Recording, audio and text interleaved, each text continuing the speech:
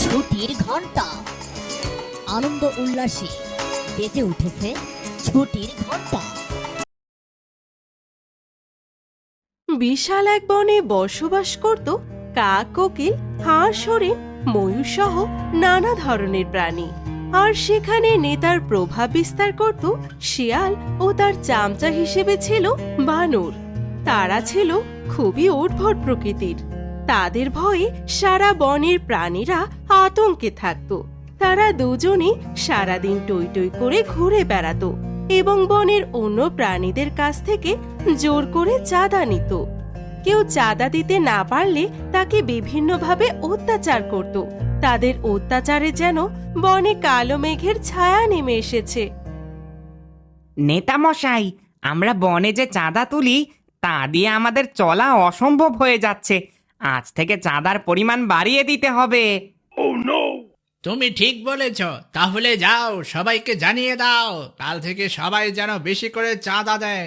কাল আমরা সবার কাছ থেকে বেশি করে চাঁদা আদায় করব। আরো জানিয়ে দাও, যে চাঁদা দিতে পারবে না তার পরিণতি খুবই ভয়াবহ হবে। আচ্ছা ঠিক আছে, আমি সবাইকে মাইকিং করে জানিয়ে দিচ্ছি। একটি বিশেষ ঘোষণা, এত দ্বারা বনের সকল প্রাণীদের জানানো যাচ্ছে যে শিয়াল নেতা আদেশ করেছেন যে আগামীকাল থেকে বনে বসবাসরত সকল প্রাণীদের আরো দ্বিগুণ করে চাঁদা দিতে হবে। কেউ চাঁদা দিতে না পারলে পরিণতি খুবই খারাপ হবে।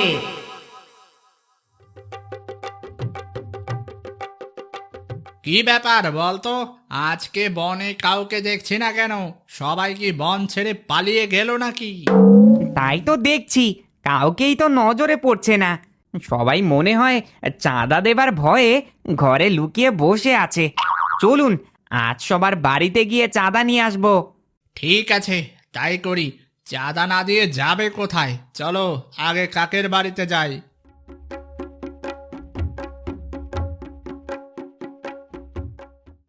কি খবর কাক? বেশ ভালোই তো বাসায় বসে আছো। নেতা মশাই এসেছে, আমাদের চাঁদাটা দিয়ে দাও। নেতা মশাই, আমি কিছুদিন ধরে খুবই অসুস্থ। ঠিক মতো খাবারও খেতে পারছি না। আমি কোথা থেকে আপনার চাঁদা দেব বলুন? এ কথা বলে তো কোনো লাভ নেই কাক। বেশ ভালোই তো বসে আছো নিজের বাসায়। তোমাকে বানর বলে নাই?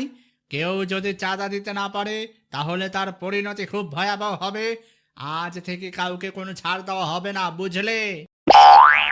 এইবারের মতো আমাকে একটু ক্ষমা করুন নেতাজি।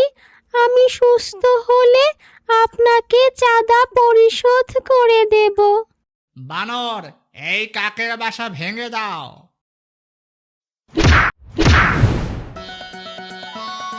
কি ব্যাপার কোকিল মশাই, আপনি তো বেশ ভালোই আছেন। তা আমাদের চাঁদা দেওয়ার কথা কি ভুলে গেছেন নাকি? নেতা মশাই এসেছে, আজকের চাঁদাটা দিয়ে দিন। নেতা মশাই, আমি অনেক দিন ধরেই খাই না। আমি ঠিক মতো আমার ছানাদেরও খাওয়াতে পারি না। আমি কোথা থেকে এত চাঁদা দেব বলুন? আমাকে একটু দয়া করুন। কেন? বানর বলে নাই কেউ যদি চাঁদা দিতে না পারে তাহলে তার পরিণতি খুবই ভয়াবহ হবে? তুমি যদি চাঁদা দিতে না পারো তাহলে তোমার বাচ্চাদের আমরা চাঁদা হিসেবে নিয়ে যাব। এই কথা বলবেন না নেতা মশাই, আমাকে একটু সময় দিন। আমি কালকে আপনাদের চাঁদা দিয়ে দেব। না, আর কোনো সময় দেওয়া যাবে না।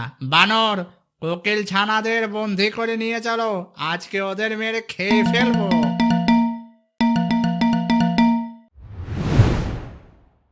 শোনো সবাই, শিয়াল নেতা ও বানরের অত্যাচারে আমরা অতিষ্ঠ।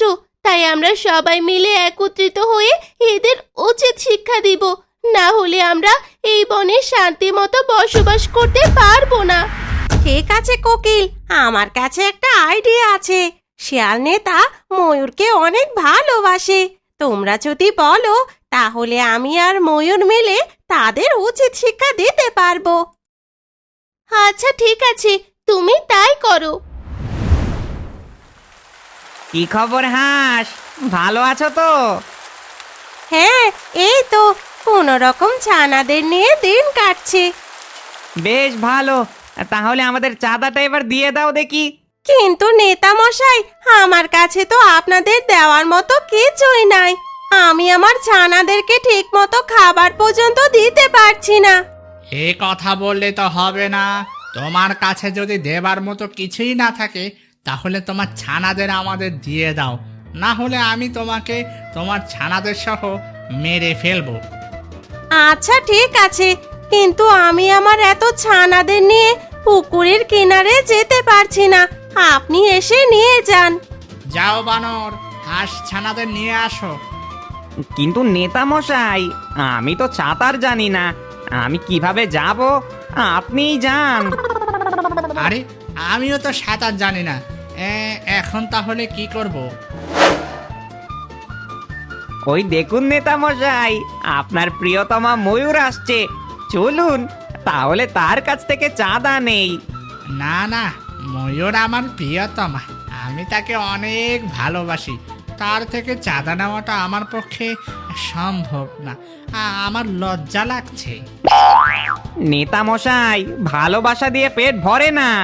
আপনি এরকম ভালোবাসা দেখালে আমাদের না খেয়ে মরতে হবে। আর এমনিতেও ময়ূর আপনাকে ভালোবাসে না। তা এই সুযোগ কাজে লাগিয়ে যদি আপনি তাকে আপনার প্রিয়তমা করে নিতে পারেন। তা অবশ্য তুমি ঠিক বলেছ। চলো তাহলে।